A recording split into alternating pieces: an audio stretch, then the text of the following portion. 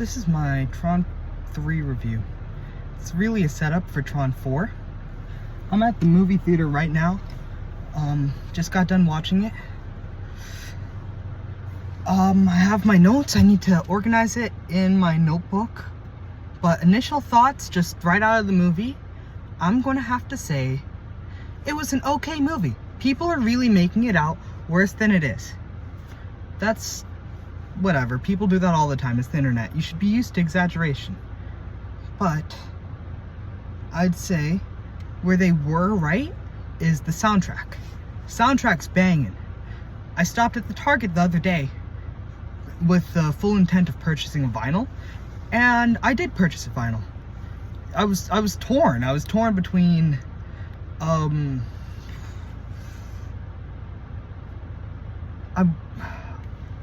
it's a Kendrick Lamar album with, I want to say To Taste a Butterfly, but it's not To Taste a Butterfly. Maybe To Treat a Butterfly, I don't know. Some album like that. Or I could have gotten Dark Side of the Moon, or I could have gotten the Tron Areass soundtrack. Now, V is a huge Tron fan. I'm a huge, dude, do not get me started on Tron, alright? Don't get me started on Tron. Tron is one of the best things to ever grace entertainment, period. Is it mismanaged? Hell yeah! Could it be done better? Fuck yeah, dude! Hell yeah, Tron's in the shitter, dude! Like, look at Tron Legacy. Look at Areass just now. And then look at something like Uprising. And you see that they got the pieces. They got all the right dots. But, like, it's like they're afraid to make the jump. They wanna like, take the ramp instead of, like, you know, taking the big step up. And the big step up is risky. But, you know, you're telling a story, a totally original IP, about a computer, an AI, in today's day and age. Well, you know. Where was I going? I was going home, obviously. That's why I'm in the car from the movie theater. But in regards to the movie, I'd say that Jared Leto gave us a very disappointing performance. And this whole movie was a necessary sequel to Tron Legacy as setup for Tron 4. Now, the reason I say Tron 4 is coming, because you cannot just drop the ISOs like that, alright? The ISOs are so very important. And they just weren't even touched on. What the fuck happened to Sam Flynn? Sam Flynn! You look around in the movie, if you're eagle-eyed, and you see some newspaper clippings, yeah, he stepped down due to personal reasons. And moved to Mexico City. Okay. Fine by me. And that's fine and all, but like, my nigga Jared Leto is not Tron, if that makes sense. It's a Tron movie with no Tron. That's how to summarize Tron Areass. They should have called it Areass, a Tron movie or something like that.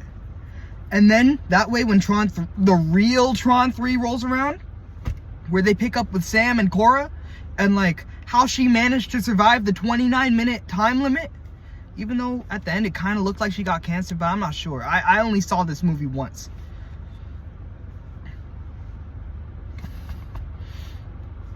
I ate a lot really fast.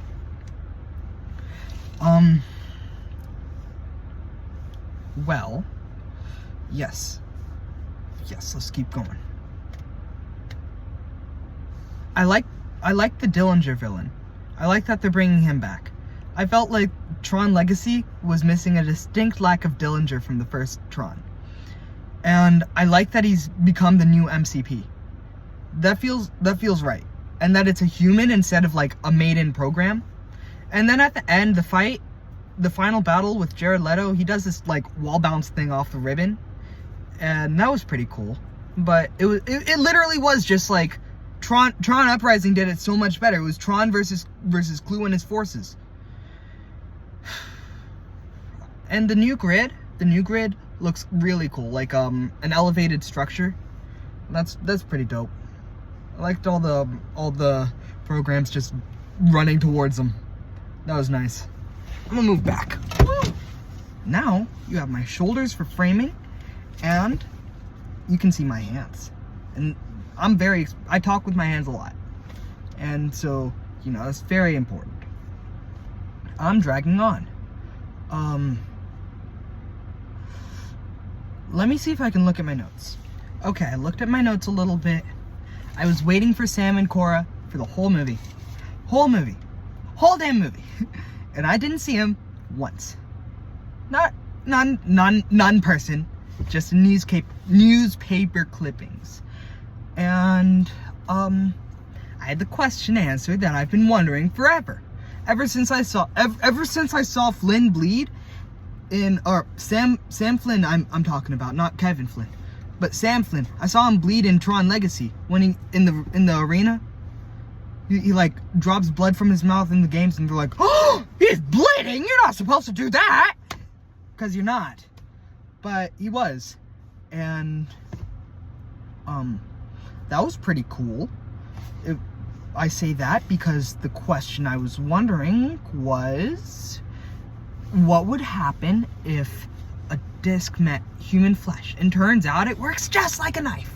Well, kind of underwhelming. I was hoping for light de-rezzing, but your skin kind of crumples apart like the cubes, and then your internal organs fall out or whatever. That would have been crazy. That would have been fucking nuts. Knucking futz.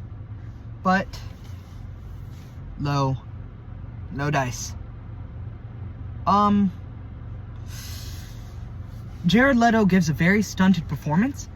All of his dialogue sounds kind of like this. It sounds like an AI is a human, but without any of the enthusiasm that comes with ChatGPT 4.0 or any of those.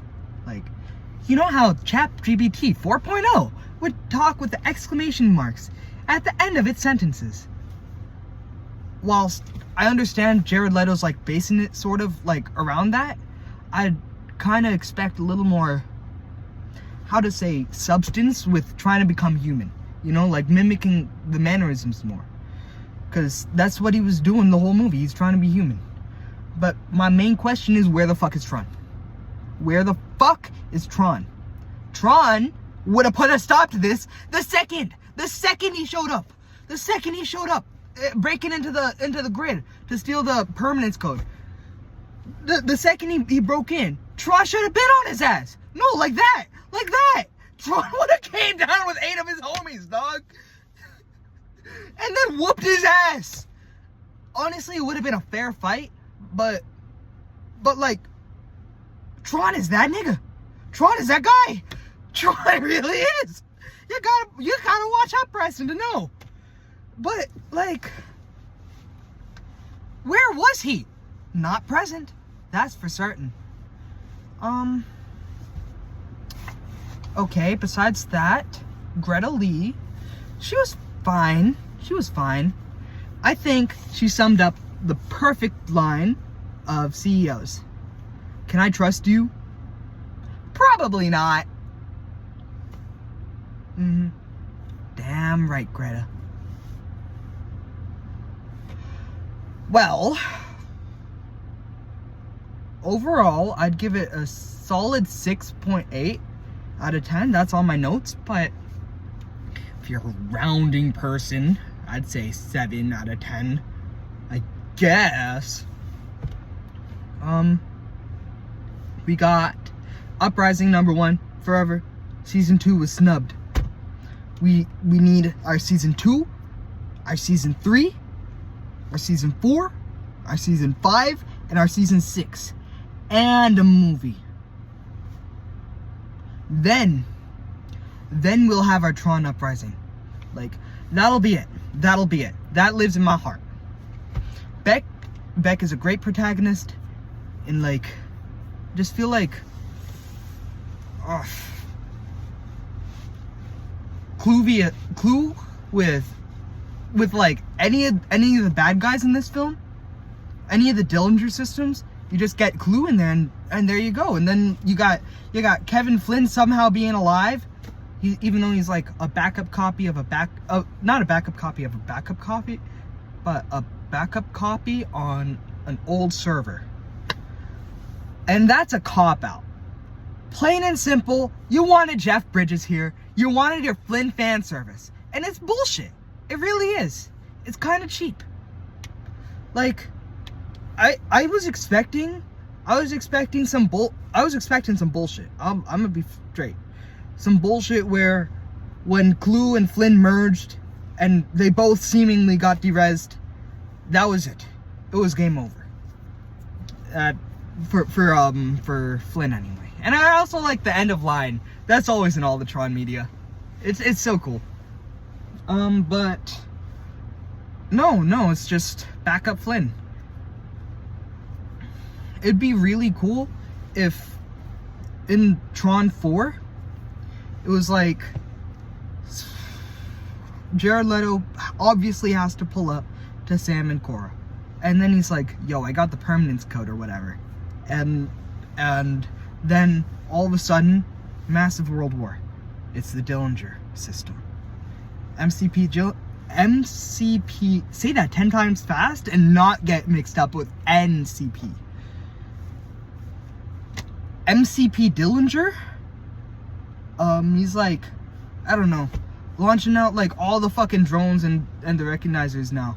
He's I don't know, I guess he got the permanence code. Somehow Palpatine returned. Somehow Dillinger got the permanence code. And just starts like wrecking shit. And Flynn's like, oh my god. Something, something, something. Son of Flynn. Something, something, something. Flynn's server. Something, something, something. Gotta press the button. Be over in a heartbeat. Something, something, something. Cora's sick. Cough, cough. Something, something, something. Jared Leto, I could save her. Something, something, something. Oh, look, your company's gone to shit. Ha ha ha. 2 CEOs. Different eras. Hijinks. Something, something, something. Then Dillinger's like, oh, I wish I could feel, I had it all. Mother, it was all your fault. It goes nutso. And makes his own grid, obviously. At the end, who shows up? Tron himself. And what's he do? He merges with Jared Leto. And guess who that would let down? Guess who that would let down? I would be like, bro. But you know, that's where I see it going. And after that,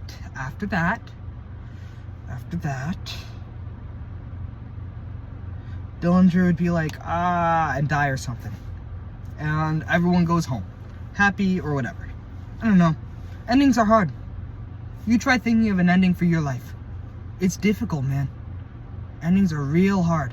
Especially for movies and stories. Anyway, off that depressing note, Tron has a lot of potential. If it goes more into the Terminator, like, leaning of things, that would be a direction I would pay to see. In the sense, I mean, like, they're machines and programs coming for you. Coming for you. And, like Terminator 2. Or whatever. I don't know. Maybe I just want to watch that movie again. Maybe I will. Well, yeah. Tron 3, pretty good. Alright. Nothing new for Tron. Tron's always been a kind of 7.5 stars. Not quite 8. Not quite. Definitely not 6. You do not put Tron on a 6. Alright? That's a no-no.